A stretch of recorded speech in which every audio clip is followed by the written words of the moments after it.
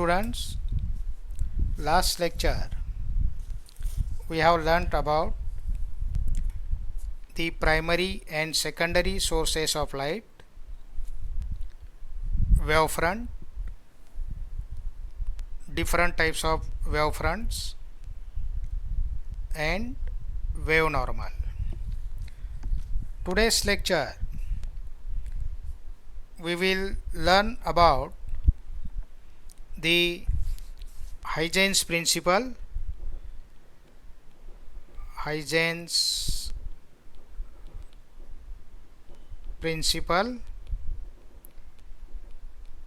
With the help of this principle we can construct a new spherical as well as plane wavefronts. If we know the initial shape and position of the plane and spherical wavefronts. So first we will see what is Huygens principle. So according to this principle, each point on a wavefront act as a secondary source of light emitting secondary waves called wavelets in all directions which travel with the speed of light in the medium. The new wavefront can be obtained by taking the envelope of these secondary wavelets traveling in the forward direction and is thus the envelope of the secondary wavelets in forward direction.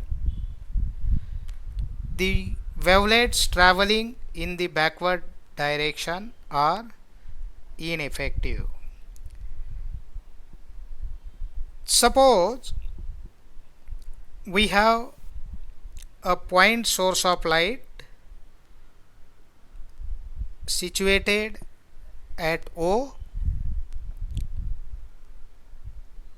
According to Huygens wave theory, this source emits the light waves and that waves travels in all directions.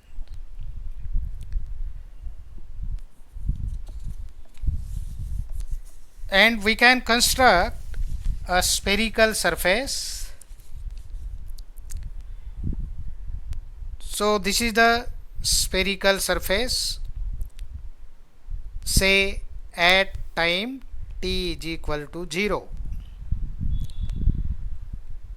means this is the initial surface, say surface AB.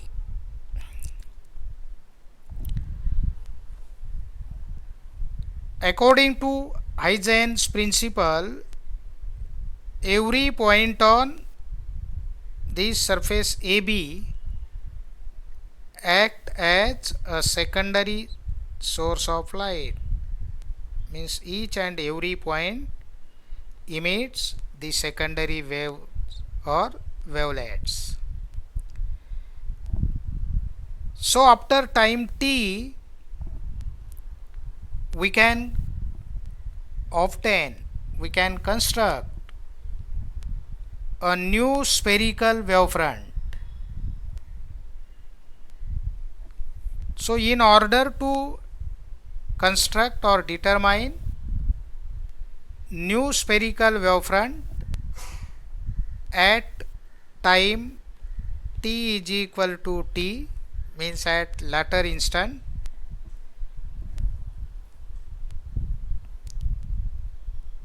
we can consider the velocity of light in the given medium.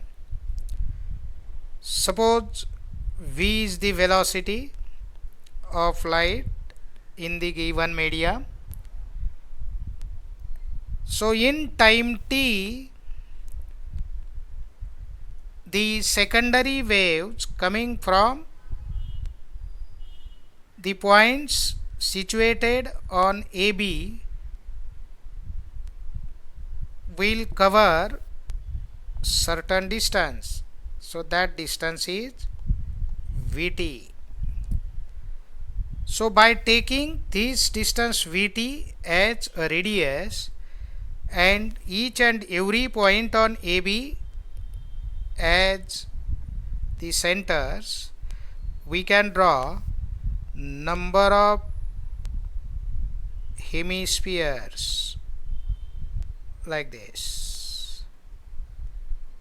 And if we draw a tangent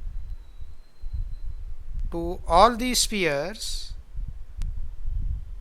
say tangent A dash, B dash, or envelope A dash, B dash. So this tangent represent new spherical wavefront at time t.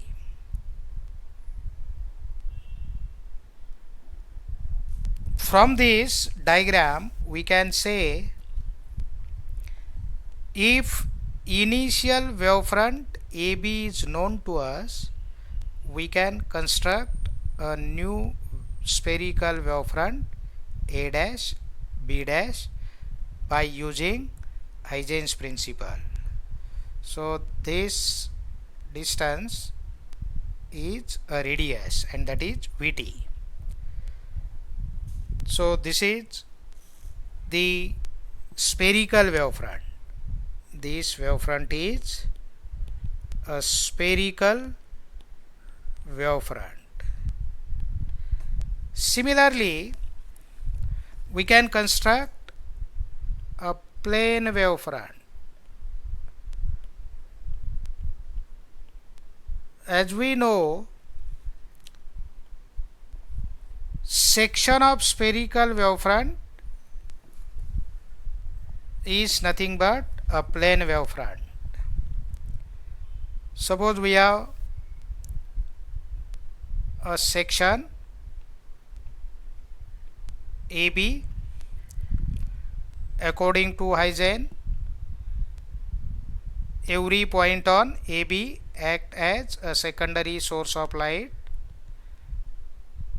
and they will start emitting the secondary waves or wavelets.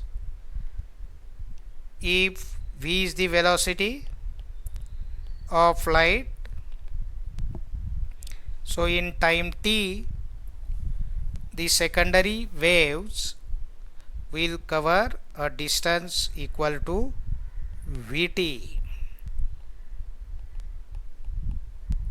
So in order to construct a new plane wavefront, we can take distance Vt as a radius and every point on AB as the centers.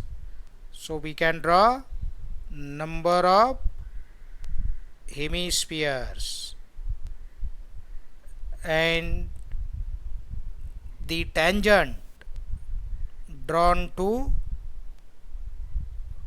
all these hemispheres or envelope drawn to all these hemispheres represent new plane wavefront. New plane wavefront. That is, in short, in time t is equal to 0, we have a initial plane wavefront AB, and after time t is equal to t, we have constructed a new plane wavefront A dash, B dash. So A dash, B dash represent the new plane wavefront. So this principle is used to construct the spherical and plane wavefront. So what is Huygens principle? So each point on a wavefront act as a secondary source of light emitting secondary light waves called wavelets in all directions, which travel with the speed of light in the medium, and the new wavefront can be obtained by taking the envelope of these secondary wavelets traveling in the forward direction, and is thus the envelope of the secondary wavelets in forward direction. The wavelets traveling in the backward direction are ineffective. These wavelets are not considered, means the waves traveling in this direction cannot be considered because they are ineffective.